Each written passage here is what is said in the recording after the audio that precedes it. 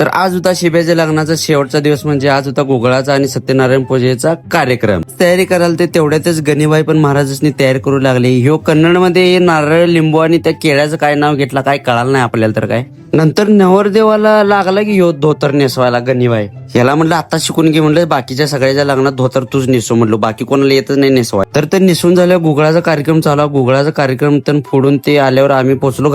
घरापाशी आल्या पहिल्या जेवणाची पंगत बसली. गणेबाई आणि वैभव माळी लागले ते वाडाय. कार्यक्रम तर आवरलो. तिथनं आलो गाड्यावर पार्सल द्यायचं होता वडापाव रानात. पार्सल पोच करायची ऑर्डर आली, तेवढं पार्सल पोच करून आलो. आल्या पहिला दाबलीचा कांदा चिरून घेतलो. नंतर जाऊन सर्व्हिसिंग करून आलो स्वतःची जाऊन. आल्या दाबलीला जी गिराईक चालू ते सुट्टीच देणार, गर्दी चालू झाली. 36 दाबेली भरलो होतो, म्हणजे 3 लाद्या भरले होते. 10 मिनिटात 36 लाद्या आपल्या सगळ्या संपल्या. मार्केटात किती जरी शेंगदाणा आले तरी बदामाची किंमत कमी होत नसते. दाबेलीची ऑर्डर मारलो, त्यानंतर मसाला डोसा आणि आंबोळीची ऑर्डर आली तेवढी मारलो. नंतर भजी सोडून घेतलो आणि भजी सोडलो. त्यानंतर कांदा संपला म्हणून कांदा फास्ट मध्ये चिरून घेतलो. आणि ही आपली ओरिजिनल स्पीड आहे, ह्याला कुठला स्पीड लावलं नाही काय लावलं ओरिजिनल झालं. गाड्यावरली गर्दी संपली, गाड्या बंद केलो आणि येऊन इथं संध्याकाळी आलतो गट्ट्या. मी आधी सगळी बोलत बसलेलो आणि ही इंजन एकदा चालू झाली की बंदच होत नाही.